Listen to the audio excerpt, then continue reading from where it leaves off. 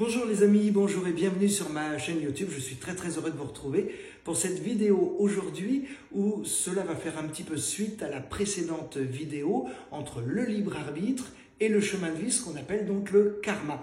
Oui, je voudrais vous donner quelques petites précisions par rapport à ces deux éléments. Évidemment, ces précisions viennent des transmissions que je capte, que je reçois, des ressentis que je peux avoir et des messages très directs que j'ai également de nos guides. Guide égale ange gardien, ne l'oubliez pas, ange gardien n'est pas égal à nos défunts. Je fais encore cette petite précision.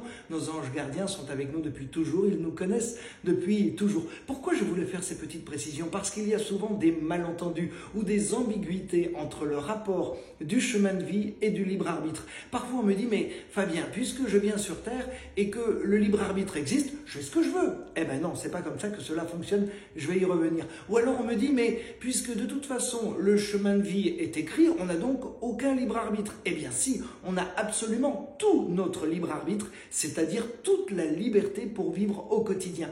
Alors cela veut dire quoi? Cela veut dire que quand on vient sur cette Terre, on a ce qu'on appelle notre chemin de vie. Je vais vous donner un exemple symbolique parce que c'est tout de suite plus facilement reconnaissable pour notre cerveau. Quand vous êtes à l'école, quand vos enfants sont à l'école et qu'ils ont un examen à passer, la finalité de l'examen, c'est qu'ils vont réussir l'examen ou rater l'examen. Mais le libre arbitre, c'est la perception que vous allez avoir de cette réussite ou de cet échec. Donc la finalité, vous ne pouvez pas la modifier. Elle est écrite, c'est oui ou c'est non. Par contre, votre libre arbitre, c'est toute la perception que vous allez avoir par rapport à la finalité de cet examen.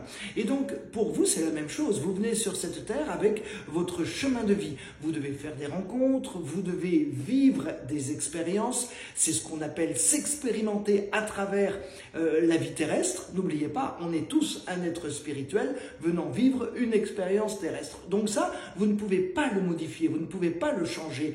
Là où vous devez vivre, vous allez y vivre. Le pays, vous l'avez choisi avant de venir. Votre famille, vous l'avez choisi avant de venir.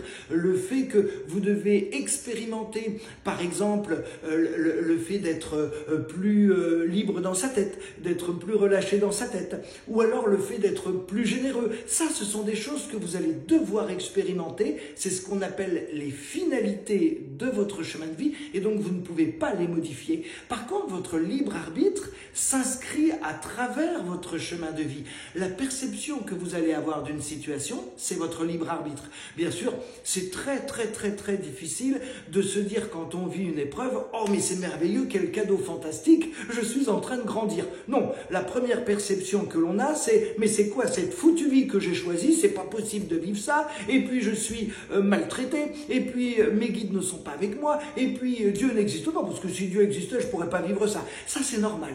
Ne culpabilisez pas, on vit tous ça. Hein, quand on passe par une épreuve, quand on passe par un moment difficile, la première perception est celle que je viens d'indiquer. Pourquoi? Parce qu'on est tout petit et qu'on vient sur Terre justement pour grandir, pour apprendre et pour s'expérimenter. Et ne vous dites pas, je suis le seul dans mon cas, mais pourquoi est-ce que j'ai cette réaction-là? On est tous en train d'avoir plus ou moins cette même réaction.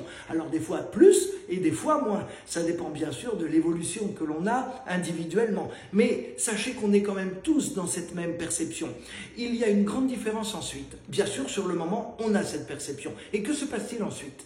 Eh bien, on peut rester pendant 10 ans, pendant 20 ans et pendant toute sa vie dans la perception qu'on est maltraité, qu'on n'est pas aidé, qu'on n'est pas guidé et que ça ne va pas et qu'une mauvaise fée s'est penchée sur notre berceau. Et dans ce cas-là, ça, c'est votre libre arbitre. Mais votre libre arbitre peut également, après l'état, je dirais, de terreur que l'on peut avoir après une mauvaise expérience de vie ou après une épreuve un peu difficile, notre libre arbitre peut effectivement nous amener vers la lumière, nous amener vers le mieux, nous amener vers le positif. Et là, on peut tout à fait changer, avoir une perception de colère le lundi, avoir une perception très négative le lundi d'une situation et se dire le mardi ou le mercredi, bon, finalement, c'est ce que je viens de vivre est horrible, je ne le souhaite à personne, c'est très compliqué, mais je l'ai choisi. Je l'ai choisi avant de venir parce que c'est quelque chose qui me fait grandir et c'est quelque chose qui me permet de grandir. Et à partir de là, votre perception va changer. C'est ce que j'appelle la différence entre le libre arbitre et le chemin de vie. Mais ne pensez pas qu'à chaque fois que vous vivez une épreuve, vous avez quelque chose à comprendre de cette épreuve. Non, parfois on vit juste une épreuve parce que c'est la continuité de notre incarnation passée. Et cela, vous ne pouvez pas le modifier et il n'y a pas spécialement quelque chose à comprendre. C'est juste que vous devez passer par ces éléments-là pour continuer d'avancer, pour continuer de grandir et pour continuer d'aller vers là où vous devez aller.